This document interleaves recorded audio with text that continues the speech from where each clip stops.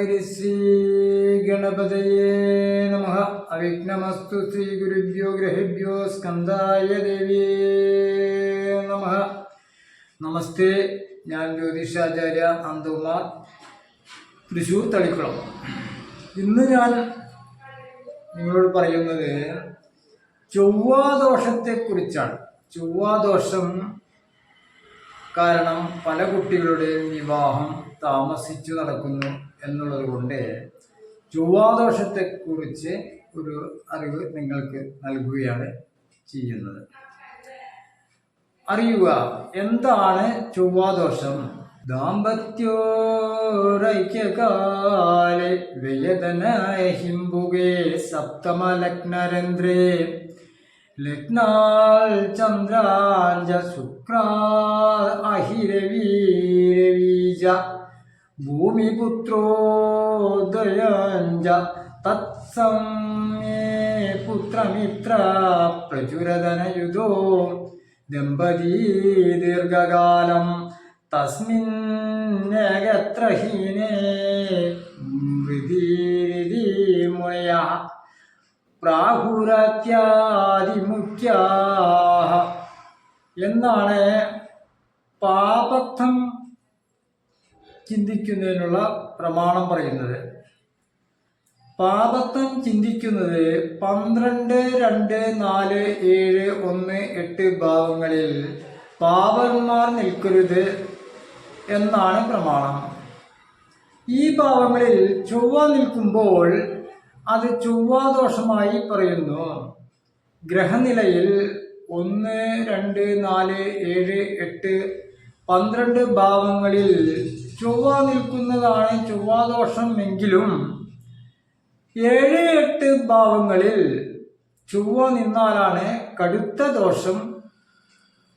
വൈകുന്ന വിവാഹം, പരസ്പര ശത്രുത, വേർപിരിയല്, വഴക്കുകൾ, പങ്കാളിയുടെ നഷ്ടം എന്നിവയാണ് ദോഷമായി പറയപ്പെടുന്നത്. ഇതിൽ നിന്നും രക്ഷ നേടുന്നതിനാണ് ചൊവ്വാദോഷമുള്ള പെൺകുട്ടിയെ ചൊവ്വാദോഷമുള്ള യുവാവിനെ കൊണ്ട് തന്നെ വിവാഹം കഴിപ്പിക്കണം എന്നു നിഷ്കർഷിക്കുന്നത്. ചൊവ്വാദോഷം പൊരുത്ത വിഷയത്തിൽ ഒരു ഭീഷണിയായി തീർന്നിട്ടുണ്ടെന്ന്.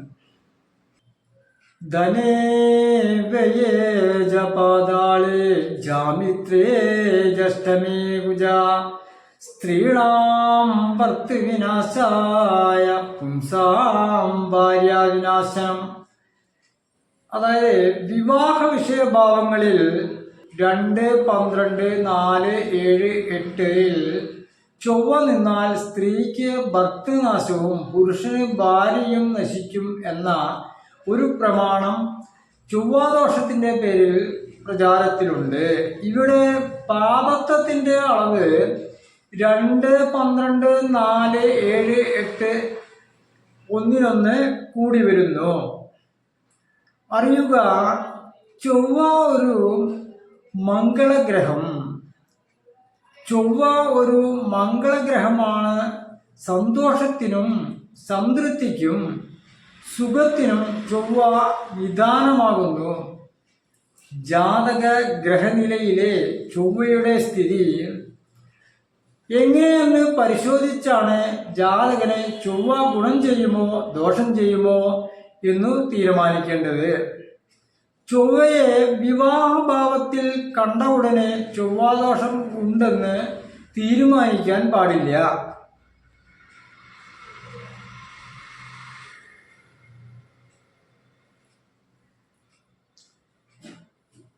ലഗ്നാടിസ്ഥാനത്തിൽ ഗ്രഹങ്ങൾ ചില ഭാവങ്ങളിലും രാശികളിലും ബലത്തോടെ നിന്നാൽ അനുകൂലവും ബലമില്ലാതെ നിന്നാൽ പ്രതികൂലവുമാണ്. ഒരു അനുകൂല യോഗവും മരണം വരെ തുല്യ ഗുണത്തിൽ നിൽക്കുകയില്ല. കാരണം ഗ്രഹങ്ങളുടെ ദശാപഹാര കാലത്തു മാത്രമേ പ്രസ്തുത ഗ്രഹത്തിന്റെ ദോഷം കൂടുതലായി കണക്കാക്കുകയുള്ളൂ. അതിനാൽ ഗ്രഹങ്ങൾ രാശിചക്രത്തിൽ നിന്നാൽ മാത്രം പോരാ, അത്തരം ഗ്രഹങ്ങളുടെ ദശാപഹാരങ്ങൾ വിവാഹശേഷം വരികയും വേണം. എല്ലാ ഗ്രഹങ്ങളുടെയും ദശാകാലം ഒരാളുടെ ശിഷ്ടജീവിതകാലത്തു വരികയില്ല. ചൊവ്വ ഗ്രഹദശ വിവാഹശേഷം വരുന്നില്ലെങ്കിൽ ചൊവ്വയെ കൊണ്ടുള്ള ഗുണദോഷങ്ങൾ കുറഞ്ഞിരിക്കും എന്ന് അറിയുക. ഇനി ചൊവ്വാദോഷ നിവൃത്തിക്കായിക്കൊണ്ടുള്ള ചില പ്രമാണങ്ങൾ പറയപ്പെടുന്നു. രവീന്ദുക്ഷേത്രജാതാനം കുജദോഷാന വിദ്യതേ സ്വചമിത്രജാതാനം തദ്ദോഷം നഭവേൽക്കില. അടുത്തത് ദ്വിതീയേ കുജദോഷസ്യാൽ മേഷവൃശ്ചികായോർവിന ചതുർത്ഥേ കുജദോഷസ്യാൽ തുലാവൃഷഭോ അഷ്ടമേ കുജദോഷസ്യാൽ കന്യാമകരയോവിന വ്യയേ കുജദോഷസ്യാൽ കന്യാമിഥുനയോവിന.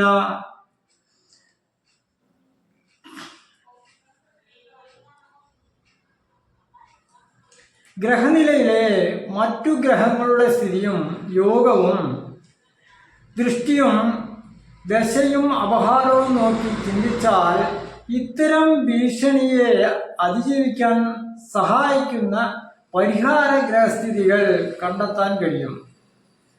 അവയാണ് മുകളിൽ പറഞ്ഞ ശ്ലോകങ്ങളിൽ പറയുന്നത്. ഒന്നുകൂടി വിശദീകരിക്കാം. ലഗ്നം രവിക്ഷേത്രമായ ചിങ്ങമോ ചന്ദ്രക്ഷേത്രമായ കർക്കിടകമോ ആണെങ്കിൽ ചൊവ്വ 2, 4, 7, 8, 12 ഭാവങ്ങളിൽ നിന്നാൽ ദോഷമില്ല. അടുത്തത് കുജൻ മേൽപ്പറഞ്ഞ ഭാവങ്ങളിൽ നിൽക്കുമ്പോൾ ആ ഭാവങ്ങൾ മേടം, വൃശ്ചികം, മകരം, ധനു, മീനം എന്നീ രാശികളിലാണെങ്കിൽ ചൊവ്വ ദോഷമില്ല. കുജൻ 2ാം ഭാവത്തിലായിരിക്കെ ആ ഭാവങ്ങൾ മേടമോ വൃശ്ചികമോ രാശികളാണെങ്കിൽ ദോഷമില്ല.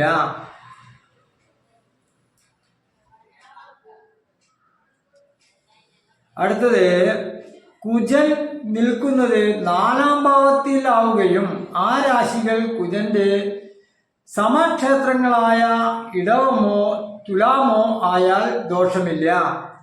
ഇപ്പറഞ്ഞ 4 പ്രമാണ ശ്ലോകങ്ങളും വിവാഹ വിജ്ഞാനം എന്ന ജ്യോതിഷ ഗ്രന്ഥത്തിൽ ഉള്ളതാണ്.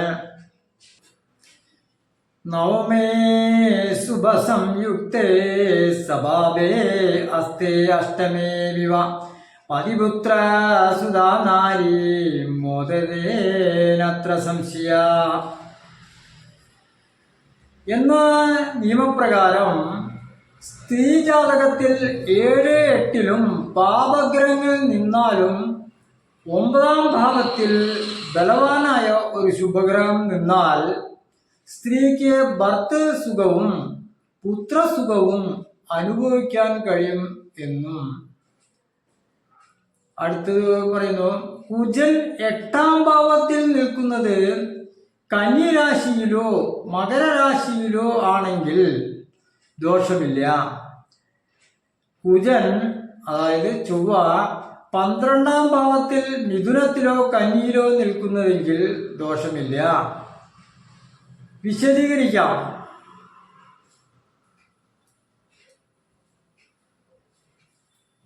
ചിങ്ങവും കർക്കിടകവും ലഗ്നമായാൽ കുജൻ യോഗകാരകനാണല്ലോ. മേടവും വൃശ്ചികവും സ്വക്ഷേത്രവും മകരം ഉച്ചക്ഷേത്രവും ധനുവും മീനവും മിത്രക്ഷേത്രങ്ങളുമാണ്. ജ്യോതിഷശാസ്ത്രത്തിൽ ചൊവ്വ ശനിയെപ്പോലെ ഒരു പാപഗ്രഹമാണ്. അല്പം പാപം കൂടുതൽ ഉണ്ടെന്നു കരുതിയാണ് ചൊവ്വയെ ക്രൂരഗ്രഹം എന്നു പറയുന്നത്. ഗ്രഹനിലയിലെ സ്ഥിതി അനുസരിച്ച് ജാതകന് ചൊവ്വ ഗുണം ചെയ്യുമോ ദോഷം ചെയ്യുമോ എന്ന് തീരുമാനിക്കുന്നത് ഗ്രഹനിലയിൽ ചൊവ്വയുടെ സ്ഥിതിയിൽ പ്രതികൂലവും ദുർബലവും ആണെങ്കിൽ ദോഷാനുഭവങ്ങളെ ചിന്തിക്കണം എന്ന് മാത്രം. ധനേ വേജപാതാളേ എന്ന് തുടങ്ങുന്ന പ്രമാണത്തിൽ ചൊവ്വയുടെ ലഗ്നസ്ഥിതി ദോഷമാണെന്ന് പറഞ്ഞിട്ടില്ല. ലഗ്നാധിപനായ ചൊവ്വ ലഗ്നത്തിൽ നിൽക്കുന്നത് ദോഷകാരിയല്ല. പക്ഷേ ലഗ്നത്തിൽ നിൽക്കുന്ന ചൊവ്വ 4-ലും 7-ലും 8-ലും നോക്കുന്നുണ്ട്. അതുകൊണ്ട് ലഗ്നത്തിലെ ചൊവ്വയുടെ സ്ഥിതിയോടൊപ്പം 4, 7, 8 ഭാവങ്ങളിലേക്കുള്ള ഗ്രഹങ്ങളുടെ ദൃഷ്ടികളെയും പരിഗണിക്കേണ്ടതുണ്ട്. പാപരാശിസ്ഥിതി, പാപയോഗം, പാപദൃഷ്ടി, പാപമധ്യസ്ഥിതി എന്നിവയാണ് പരിഗണിക്കേണ്ടത്. കർക്കിടക ലഗ്നത്തിനും ചിങ്ങലഗ്നത്തിനും വിവാഹ പൊരുത്ത വിഷയത്തിൽ ചൊവ്വ ദോഷകാരി അല്ലെന്ന് പറഞ്ഞിട്ടുണ്ടല്ലോ. എന്നാൽ 7, 8 ഭാവങ്ങളിലെ സ്ഥിതി ഏതു രാശിയായാലും അവിടത്തെ ബല ദൗർബല്യ സ്ഥിതി അനുസരിച്ച് തീരുമാനിക്കണം. 7, 8 ഭാവങ്ങളിൽ ചൊവ്വ നിൽക്കുന്നെങ്കിൽ മറ്റേ കക്ഷിയുടെ 7, 8 ഭാവങ്ങളിൽ ചൊവ്വ നേർക്കുനേർ വരാതിരിക്കാൻ ശ്രദ്ധിക്കണം. 7-ാം ഭാവം പുരുഷന് കളത്രഭാവവും സ്ത്രീക്ക് ഭർതൃഭാവവുമാണ്. ജാതകത്തിൽ 7, 8 ഭാവങ്ങളിൽ രണ്ടുപേർക്കും ഒരുപോലെ പാപഗ്രഹങ്ങൾ നിൽക്കുന്നത് വിവാഹകാര്യങ്ങളിലെ ദോഷത്തെ കാണിക്കുന്നു. എന്നാൽ ചൊവ്വ ദോഷമില്ലാത്ത ജാതകങ്ങളിലും ദാമ്പത്യ ജീവിതം സന്തോഷരഹിതമായി കാണാറുണ്ട്. മറ്റു പാപന്മാരുടെ നില, ശുക്രന്റെ നില, ദ്വികളത്ര യോഗം, 7-ാം ഭാവത്തിനും ഭാവാധിപനും ശുക്രനുമുള്ള പാപയോഗം, പാപമധ്യസ്ഥിതി, പാപദൃഷ്ടി തുടങ്ങിയവ ഇതിനു കാരണമാകുന്നു. വിവാഹത്തിന് വേണ്ടിയാണല്ലോ പൊരുത്തം നോക്കുന്നത്. മേൽപ്പറഞ്ഞ ഭാവങ്ങളിൽ കുജനെ കാണുമ്പോഴാണല്ലോ മൃത്യുയോഗവും ചിന്തിച്ചു പോകുന്നത്. ഒരു വിവാഹാർത്ഥിയുടെ ജാതകത്തിൽ കുജൻ മരണസാധ്യത സൂചിപ്പിക്കുന്നുവെങ്കിൽ അതിനെ നേരിടാൻ മറ്റൊരു തുല്യദോഷമുള്ള ജാതകം ചേർത്ത് വയ്ക്കുന്നതാണ് നിലവിലുള്ള പരിഹാരം. എങ്കിൽ മാത്രമേ ചൊവ്വാദോഷം മാറി ദമ്പതികൾക്ക് ദീർഘമംഗല്യം കിട്ടുകയുള്ളൂ എന്നാണ് പൊരുത്ത ചിന്തയ്ക്ക് അടിസ്ഥാനം. ഇത് ആധുനിക ജ്യോത്സ്യന്മാർ കണ്ടുപിടിച്ച ഒരു പരിഹാര മാർഗമാണ്. എന്നാൽ 1-ാമത്തെ ശ്ലോകത്തിൽ പൊതുവായി പറഞ്ഞ നിയമത്തെ ഒന്നൊന്നായി വ്യവസ്ഥകൾ വെച്ച് റദ്ദു ചെയ്യുകയാണ്. തുടർന്നുള്ള ശ്ലോകങ്ങളിൽ ഇതു കാണാതെ ആദ്യത്തെ ശ്ലോകം മാത്രം കണ്ടുകൊണ്ട് ചൊവ്വാദോഷം ആരോപിക്കുന്നത് ശരിയല്ല. 8-ാം ഭാവത്തിന് ആയുസ്സുമായിട്ടാണ് ബന്ധമെങ്കിലും വിവാഹ വിഷയത്തിൽ ജാതകരുടെ ഉൽപാദനാവയവങ്ങളെ സൂചിപ്പിക്കുന്ന ദാമ്പത്യ വിജയത്തിന് 8-ാം ഭാവവും സന്താന വിഷയത്തിന് 5-ാം ഭാവവും പ്രധാനമാണ്. ഒരാളുടെ മൃത്യുവിന് ചൊവ്വാദോഷം തന്നെ വേണമെന്നില്ല, അല്ലാതെയും മൃത്യു സംഭവിക്കാം. അതുകൊണ്ട് ഒരു സാധാരണ പാപഗ്രഹത്തെ ഫലചിന്തയ്ക്ക് ഉപയോഗിക്കുന്നത് പോലെ ചൊവ്വയെ കരുതിയാൽ മതി. ഏതെങ്കിലും ഒരു ഗ്രഹത്തിന്റെ സ്ഥിതി മാത്രം കണ്ടുകൊണ്ട് ഒരു രാശിചക്രത്തിന്റെ ഫലം മുഴുവനും നിർണയിക്കാനുള്ള അധികാരം ആർക്കും കൊടുക്കുന്നില്ല. ചൊവ്വാദോഷം ആരോപിതർക്ക് ആയുർനഷ്ടം സംഭവിച്ചിട്ടുണ്ടെങ്കിൽ ചൊവ്വാദോഷം മാത്രമായിരിക്കില്ല. മുൻവിധികൾ ഉപേക്ഷിച്ച് തുറന്ന മനസ്സോടെ വസ്തുനിഷ്ഠമായ തീരുമാനങ്ങൾ കൈക്കൊള്ളുന്നതാണ് ശരിയായ മാർഗം. ആയുസ്സിന്റെ പരിധി നിർണയിക്കാനുള്ള നിയമങ്ങൾ വേറെയും ജ്യോതിഷത്തിലുണ്ട്. അതും പരിശോധിക്കപ്പെടണം. ഒന്ന് ഞാൻ നിങ്ങളോട് പറയുന്നു, കടുത്ത വിവാഹ വ്യവസ്ഥകൾ എന്നിവയിൽ വിട്ടുവീഴ്ചകൾ ചെയ്ത് അനുകൂല ആലോചനകൾ ഒത്തുവരുമ്പോൾ എത്രയും വേഗം വിവാഹം നടത്തി കൊടുക്കുവാൻ രക്ഷാകർത്താക്കൾ ഉത്സാഹിക്കണം. അതുപോലെ ജ്യോത്സ്യന്മാരും ചെയ്യേണ്ടതാകുന്നു എന്ന് പറഞ്ഞുകൊണ്ട് ചൊവ്വാദോഷത്തെക്കുറിച്ചുള്ള ഈ ഇത് നിർത്തുന്നു. അപ്പം ഈ ചൊവ്വാദോഷത്തിന് വേണ്ടി മുരുകക്ഷേത്രത്തിൽ ദർശനം ചെയ്ത് വേണ്ട വഴിപാടുകൾ ചെയ്ത് പ്രാർത്ഥിക്കുകയും ചൊവ്വാദോഷ നിവാരണ പൂജകൾ ചെയ്ത് പരിഹരിക്കേണ്ടതാണെന്ന് പറയുന്നു.